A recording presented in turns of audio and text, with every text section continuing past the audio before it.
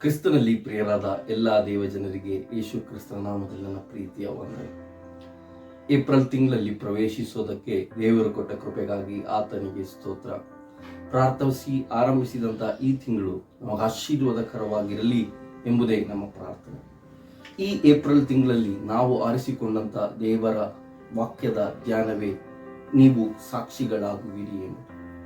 ಅದಕ್ಕೆ ಆಸ್ಪದವಾಗಿ ಅಪೊಸ್ತಲರ ಕೃತ್ಯಗಳು 1ನೇ ಅಧ್ಯಾಯದ 8ನೇ ವಾಕ್ಯವನ್ನು ನಾನು ನಿಮಗೋಸ್ಕರವಾಗಿ ಓದೋದಕ್ಕೆ ಬಯಸುತ್ತೇನೆ. ಆದರೆ ಪವಿತ್ರಾತ್ಮನು ನಿಮ್ಮ ಮೇಲೆ ಬಂದಾಗ ನೀವು ಬಲವನ್ನು ಹೊಂದುವಿರಿ. ಯೆರೂಸಲೇಮಿನಲ್ಲಿಯೂ ಎಲ್ಲ ಯಹೂದ್ಯದಲ್ಲಿಯೂ ಸಮರ್ಯದಲ್ಲಿಯೂ ಭೂಮಿಯ ಕಟ್ಟ ಕಡೆಯಲ್ಲಿಯೂ ನೀವು ನನಗೆ ಸಾಕ್ಷಿಗಳಾಗಿರುವಿರಿ ಎಂದು ಹೇಳಿದನು. ಇದು ದೇವರ ವಾಕ್ಯ.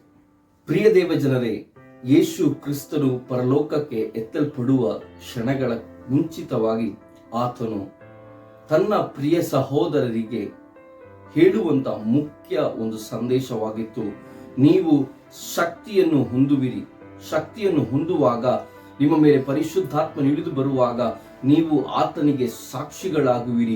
ಯೆರೂಸಲೇಮಿನಲ್ಲಿಯೂ ಯಹೂದ್ಯದಲ್ಲಿಯೂ ಸಮರ್ಯದಲ್ಲಿಯೂ ಲೋಕದ ಕಟ್ಟ ಕಡೆಗೂ ಯೇಸು ಕ್ರಿಸ್ತನ ಸಾಕ್ಷಿಗಳಾಗಿರುವಿರಿ ಎಂಬುದನ್ನು ಯೇಸು ಸ್ವಾಮಿ ಹೇಳೋದನ್ನು ನಾವು ನೋಡ್ತೀವಿ.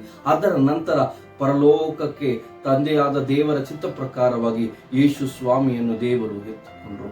ಇದನ್ನು ನಾವು ಧ್ಯಾನಿಸುವಾಗ ನನ್ನನ್ನು ಕೇಳುವಂತ ಪ್ರಿಯ ದೇವಜನರೇ, ನಮ್ಮ ಜೀವಿತ ಪರಿಶುದ್ಧಾತ್ಮನಿಂದ ತುಂಬಲ್ಪಟ್ಟಿದೆಯೋ ಇಲ್ಲವೋ ಎಂಬುದೇ ನಾವು ಇವತ್ತು ಚಿಂತಿಸಬೇಕಾಗಿದೆ. ಆತನಿಗೋಸ್ಕರವಾಗಿ ಆತನನ್ನು ಆರಾಧಿಸುವವರಾಗಿ ಆತನೇ ಸರ್ವವೂ ಎಂಬುದಾಗಿ ಈ ಲೋಕದಲ್ಲಿ ಜೀವಿಸುವ ನಾವು ನನ್ನ ಕಷ್ಟದಲ್ಲೂ ದುಃಖದಲ್ಲೂ ಪ್ರಯಾಸದಲ್ಲೂ ಅವಮಾನದಲ್ಲೂ ನಿಂದೆಯಲ್ಲೂ ಆತನು ನನಗೆ ಸಾಕು ಎಂಬ ಒಂದು ನಿಶ್ಚಯ ನಮಗಿರುವವರಾದರೆ, ಆ ಯೇಸು ಕ್ರಿಸ್ತನ ನಂಬಿದವರಾದರೆ ನಾವು ಆತನು ತಂದೆಯ ಚಿತ್ತಾನುಸಾರವಾಗಿ ತಂದೆಯ ವಾಗ್ದಾನವಾಗಿ ನಮಗೆ ಕೊಟ್ಟಂತ ವಾಗ್ದಾನವಾದಂತ ಪರಿಶುದ್ಧಾತ್ಮನಿಂದ ನಾವು ತುಂಬಲ್ಪಡಬೇಕು. ಪರಿಶುದ್ಧಾತ್ಮನು ನಮ್ಮೊಳಗೆ ವಾಸ ಮಾಡಬೇಕು. ನನ್ನನ್ನು ಕೇಳುವಂತಹ ಪ್ರಿಯ ದೇವಜನರೇ, ತಂದೆಯಾದ ದೇವರು ಮನುಷ್ಯ ಕುಲದ ಪಾಪಕ್ಕೋಸ್ಕರವಾಗಿ ಈ ಲೋಕಕ್ಕೆ ಕಳಿಸಿಕೊಟ್ಟಂತ ಒಂದು ಕುರಿಮರಿಯೇ ನಾವು ಆರಾಧಿಸುವಂತ ಯೇಸು ಸ್ವಾಮಿ. ಆ ಯೇಸು ಸ್ವಾಮಿ ಲೋಕದ ಸಕಲ ಪಾಪವನ್ನು ಹೊತ್ತುಕೊಂಡು ಲೋಕದ ಪಾಪ ಪರಿಹಾರಕ್ಕೋಸ್ಕರವಾಗಿ ಯಾಗವಾದಂತ ಕುರಿಮರಿ.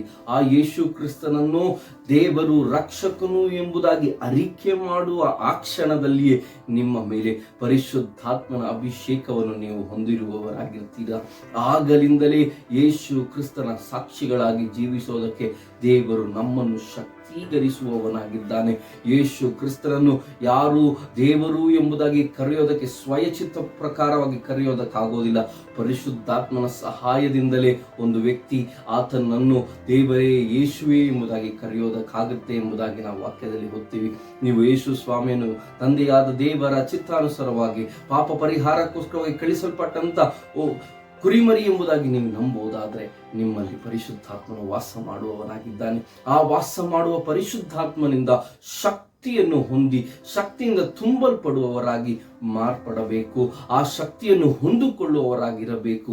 ಇವತ್ತು ನಮ್ಮ ಪ್ರಾರ್ಥನೆ ದೇವರನ್ನು ನೋಡಿ ಇದಾಗಿರಬೇಕು: ದೇವರೇ, ನಿನ್ನ ಶಕ್ತಿಯಿಂದ ಪರಿಶುದ್ಧಾತ್ಮನಿಂದ ನನ್ನನ್ನು ತುಂಬಿಸು ಎಂಬುದಾಗಿ. ಈ ಶಕ್ತಿ ನಮ್ಮನ್ನು ಬದಲಾಯಿಸುವಂತ ಶಕ್ತಿ, ಈ ಶಕ್ತಿ ನಮ್ಮನ್ನು ರೂಪಾಂತರಗೊಳಿಸುವ ಶಕ್ತಿ, ಈ ಶಕ್ತಿ ನಮ್ಮ ವಿರುದ್ಧವಾಗಿ ಎದ್ದು ಬರುವ ಸಕಲ ತಂತ್ರಗಳನ್ನು ನಿರ್ಮೂಲ ಮಾಡುವ ಶಕ್ತಿ, ಈ ಶಕ್ತಿ ನಮ್ಮನ್ನು ಅಭಿಷೇಕ ಮಾಡುವಂತ ಶಕ್ತಿ.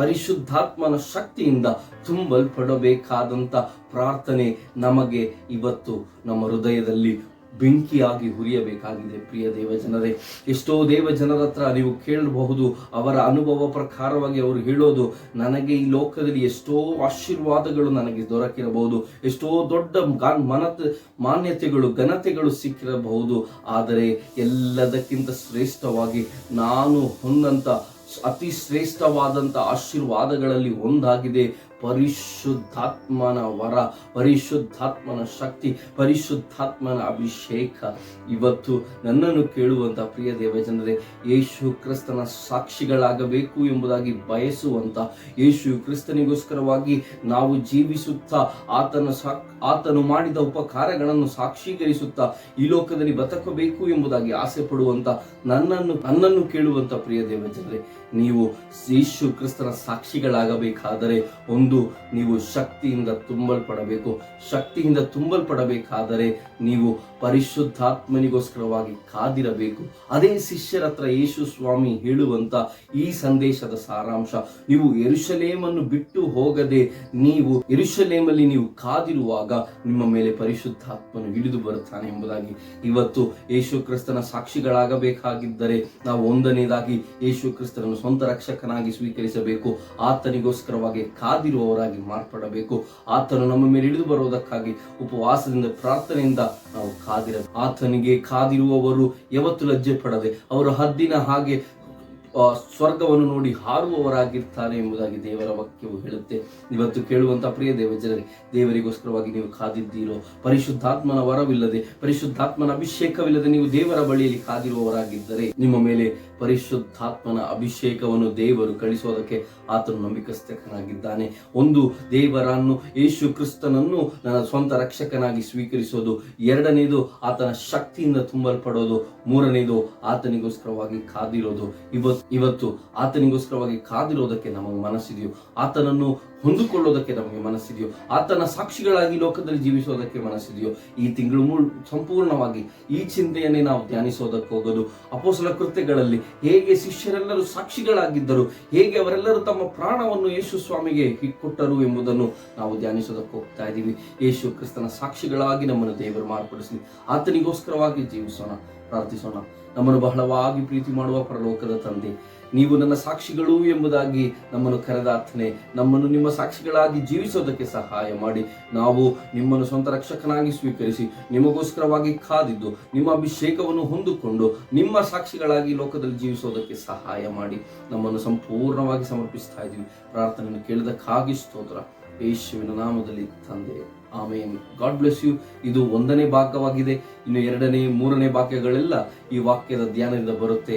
ನೀವು ಯೆರೂಸಲೇಮಿನಲ್ಲೂ, ಯಹೂದ್ಯದಲ್ಲೂ, ಸಮರಯದಲ್ಲೂ ಸಾಕ್ಷಿಗಳಾಗುವ ಸಂದೇಶಗಳಿನ್ನೂ ಇದೆ. ಅದನ್ನು ಕೇಳುತ್ತಾ ದೇವರು ನಿಮ್ಮನ್ನು ಆಶೀರ್ವಾದ ಮಾಡಲಿ. God bless you.